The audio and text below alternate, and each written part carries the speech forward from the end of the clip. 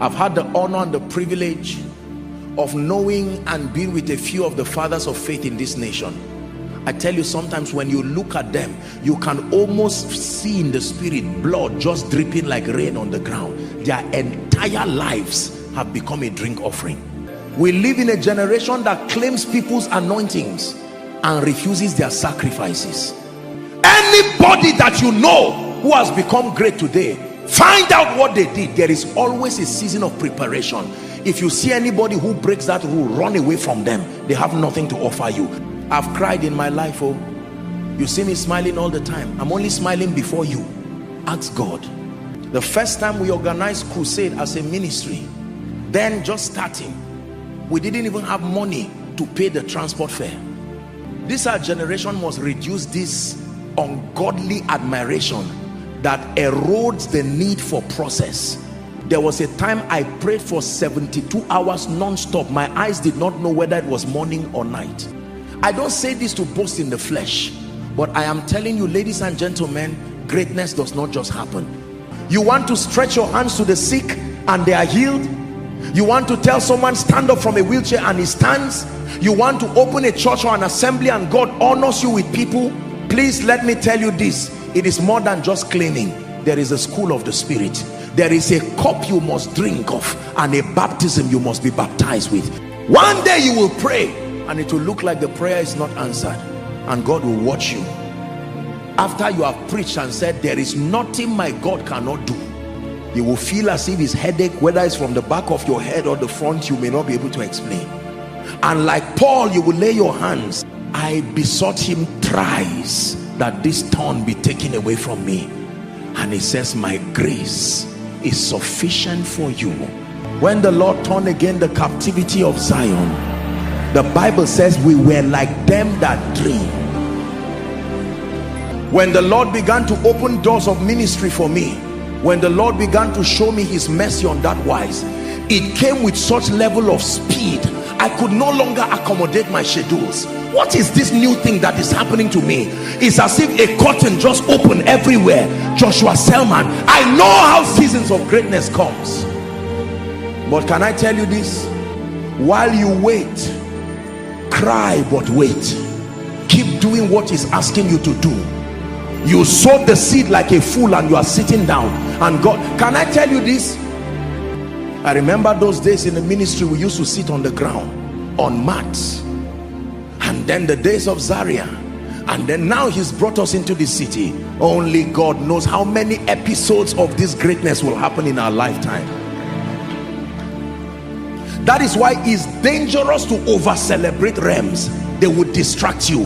There is a healthy way to celebrate and prepare, because every time you attain a manifestation of a realm, the preparation for the next realm should start immediately.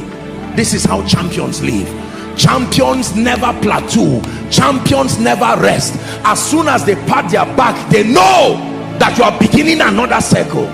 Listen to what I'm telling you. Some of you, this is the reason why you rose up in ministry, you rose up in your finances. As soon as you made 1 million, 10 million, 100 million, you just plateaued and say, ah, my soul find rest.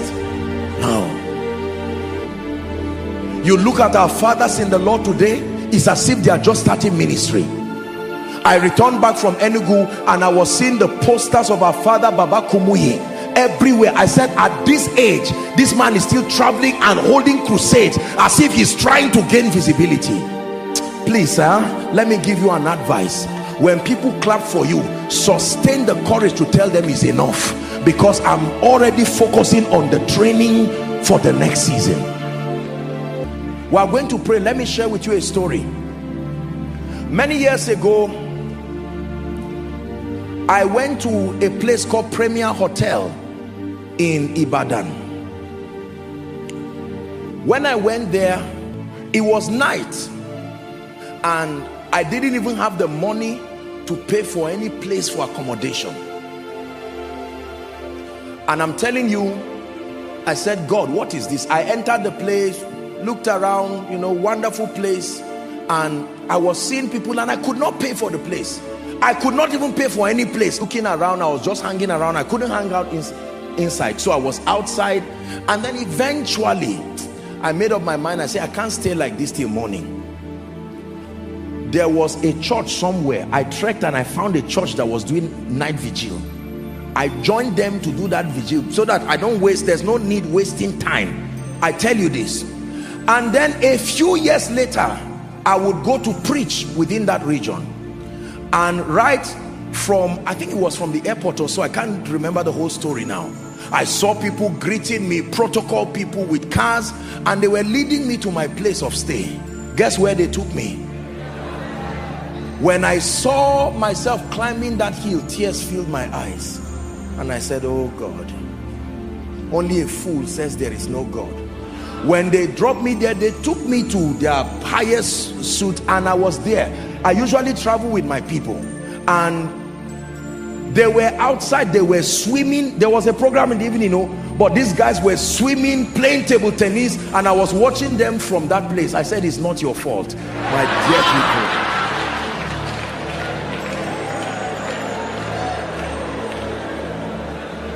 They were happy, enjoying themselves by the pool, and I was watching. I said, oh dear.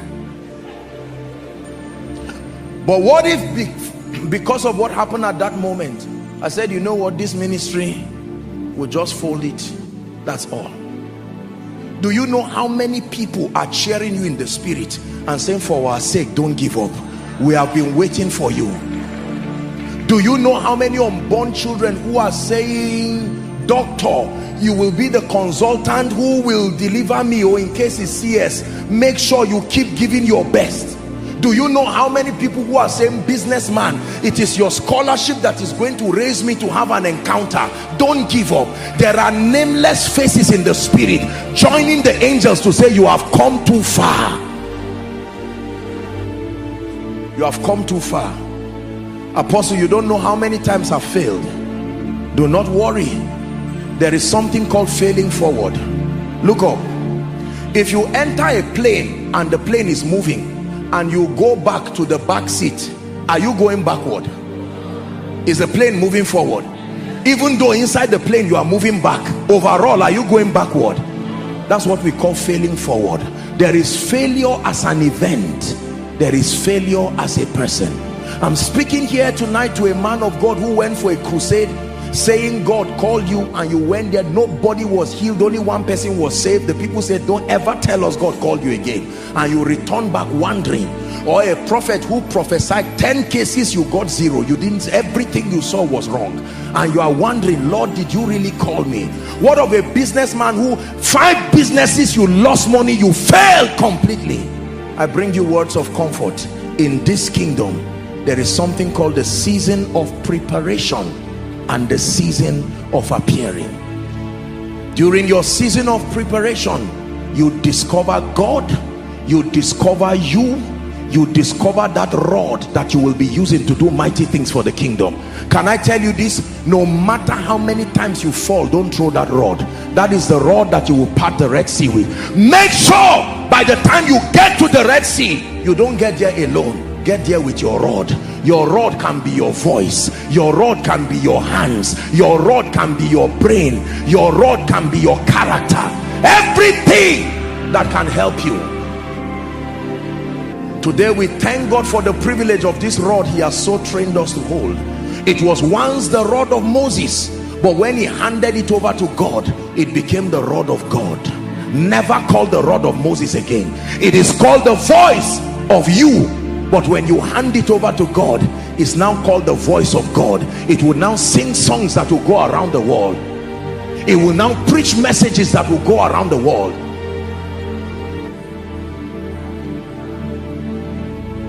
Be careful when you laugh at people who are in their seasons of training. You may be laughing at your destiny helper and bury your head in shame forever.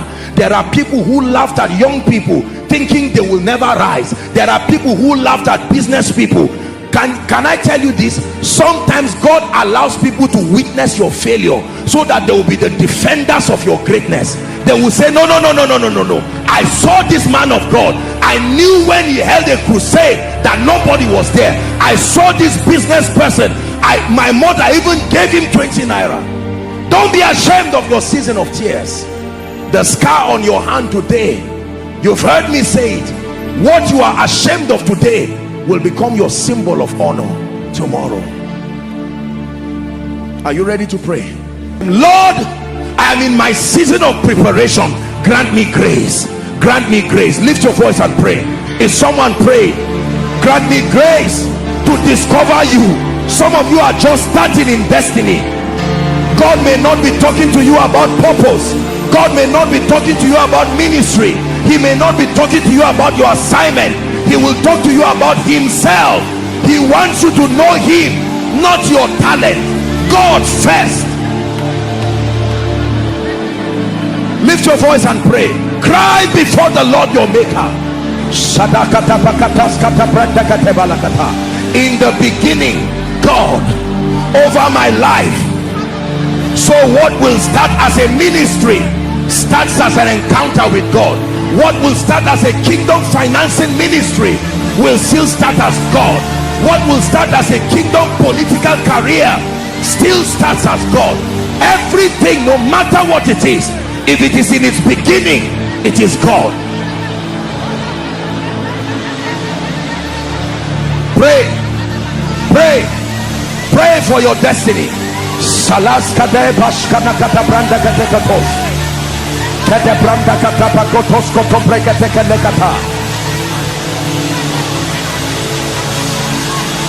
The phase of development. Lord, grant me the discipline, grant me the diligence. May I not pamper myself, may I not pamper my destiny. Let pain not be a distraction. Let pain not constitute a limitation. Grant me the grace to endure like a faithful soldier, building my mind, building my gifts, building my mind, building my value, building my mind, building my value. Is someone praying?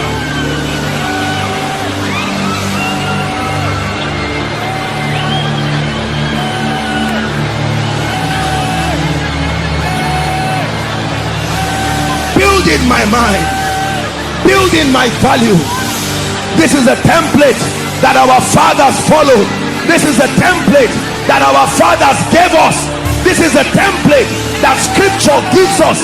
We cannot compromise on the pattern. Pray for the season of tests.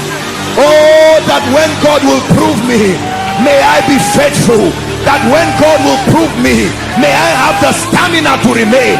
Ye who have continued with me, ye who have continued with destiny.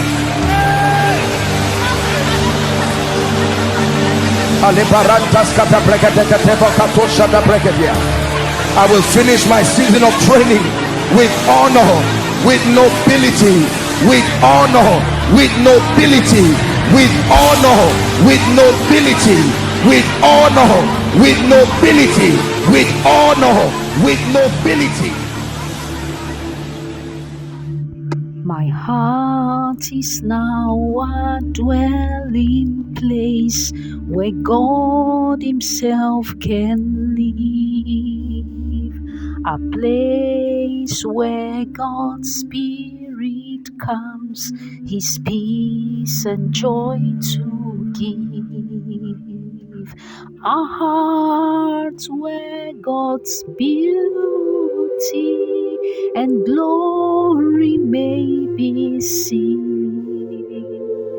My heart is now His temple, He has made me new and clean.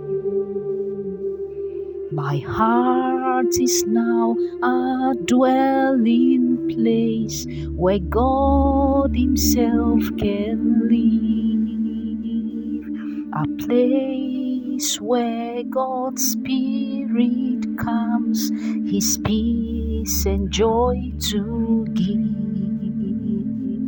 a heart where God's beauty and glory may be seen.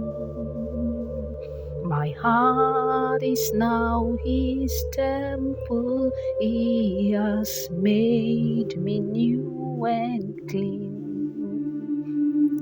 Do you know the difference that Christ can make in you. He can change your attitude, make your heart brand new. Yes, He can only do it if you let Him take control. His tender love and mercy make you whole. Let His tender love and mercy make you whole. Let His tender love and mercy make you whole. That was a wonderful sermon delivered by Apostle Joshua Selman. It was so wonderful that I had to give up step by step of how champions are made, of how preparation can be made towards manifestation. That is, you don't have to push it, staying in the place of prayer, preparing over and over again. When people are not seeing you, you are sowing that seed of preparation. Only God sees it. That is one of the key to manifesting. That is one of the season of your preparation. That is, when you are there at that season of preparation, men may not be seeing it, but God has it in His record that you are in your season of preparation. And when it is the due time, you will manifest. So it's not a time to just while away time. That time when you are preparing is a season to stay with God, contend for light, contend for knowledge, contend for wisdom, and stay there until you are fully made, until you are fully prepared. Even when you emerge, you don't just rest when men begin to clap for you. When men are clapping, it's a season of next level. It's a season of next level of preparation. So preparation does not cease when men begin to clap for you. At that time when men begin to clap, if you have the mind of a champion, that is when you will fire up. You will keep,